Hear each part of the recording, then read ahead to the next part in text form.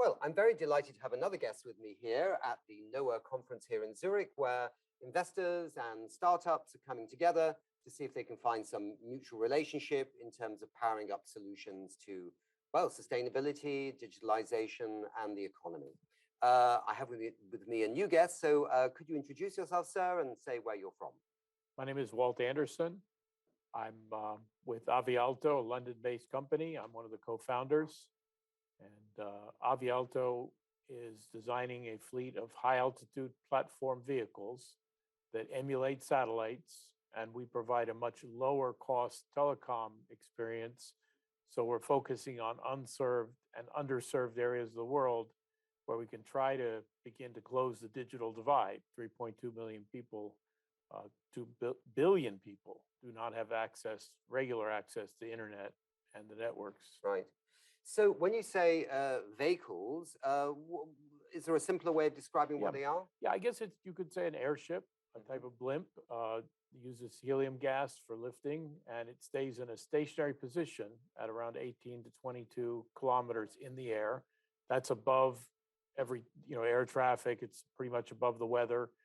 The vehicle stays in that position so that it can see an area of about 240 kilometer circle and provide services within those circle. And that would be providing services direct to home or linking cell towers that otherwise couldn't even be built in that area because there's no connectivity, wireless internet service to offices and homes.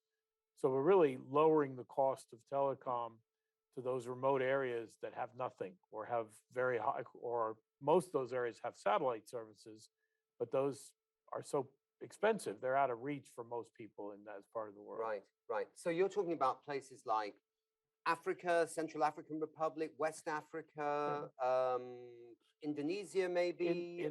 We have a big interest in Indonesia. The government is pushing to cover all of Indonesia with some kind of telecom service, and they've told us that they think our technology is really the only technology. There are 6,000 populated islands in Indonesia. So in an archipelago, they can't link every small island with fiber or other connectivity, but we can cover these large areas that are somewhat populated, but not heavily populated, and give them a very good experience, low cost service.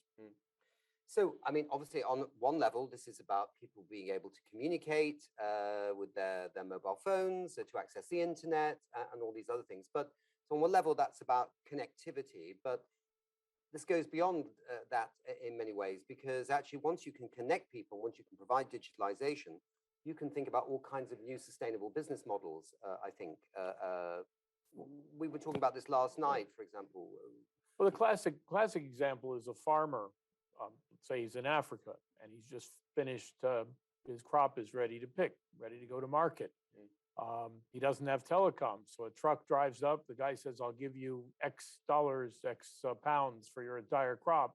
Farmer doesn't know whether that's the right price.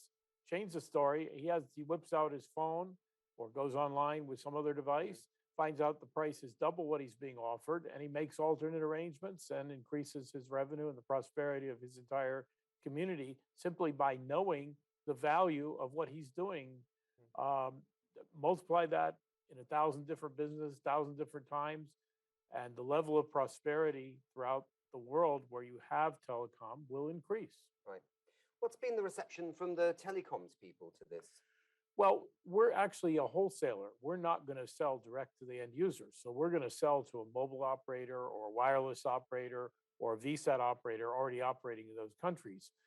So if you can offer somebody a 30 to 40% lower cost for the exact same thing, they generally are very positive. Right. We are asking everybody this question, Walt, which is that we're in Glasgow at the UN Climate Conference, and the world saw a report that just came out before that from the International Monetary Fund, showing that the governments are spending $11 million a minute on subsidizing fossil fuels, coal and oil and gas and things like that. And at the end of the conference, there was a big push to try and phase these out. We've been counting up how much the fossil fuels subsidies, how much has been spent since Glasgow ended, which is just over 3 weeks ago.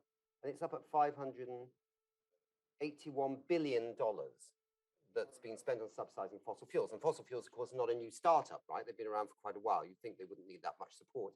I mean, you could really use that money, couldn't you, to bring telecoms to underserved communities? Certainly, we're about to build a factory and begin producing vehicles, and we're out here raising money.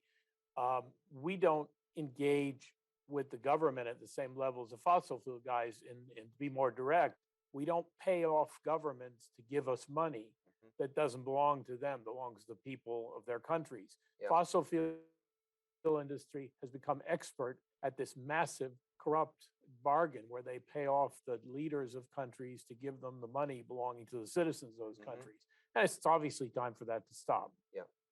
And that money can be put to much better purpose. Much better use. Saving our planet, bringing connectivity. Just in many developing countries, like the US, there's not universal health care.